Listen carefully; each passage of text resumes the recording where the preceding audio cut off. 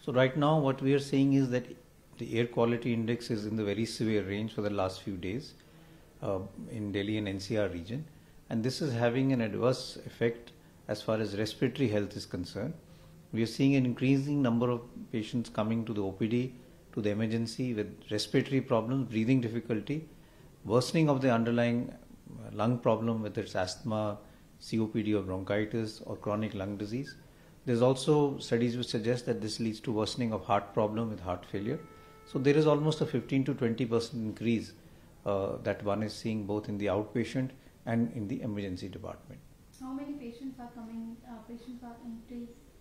Currently, the number of patients coming to the OPD and to the emergency departments has increased. There is also data which we had collected a few years ago, which showed that whenever the air quality is bad, in the subsequent 4 to 6 days, there is an increase in respiratory problems and increased visit to emergency by children and adults because of respiratory problems. So there is a 15 to 20% increase that one is seeing. So this is a time when the high risk group, that is the extremes of age, young children and elderly people, need to be extra careful. Those who have co-morbidities, especially chronic respiratory problems, heart problem, also need to be extra careful. If your immunity is low also, you should be careful.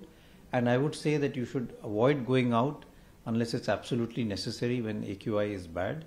If it is necessary to go out when the sun is out and the AQI becomes a little better.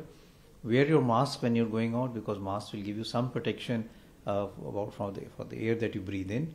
You can or may use air purifiers at home. They may have some benefit, but the data is not that strong.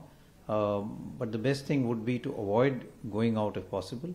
Also, if you are having chronic respiratory problem or heart problem and that worsens, you must consult your doctor immediately, because sometimes you may have to increase your medicine to be able to get over this crisis so that you don't land up in the emergency.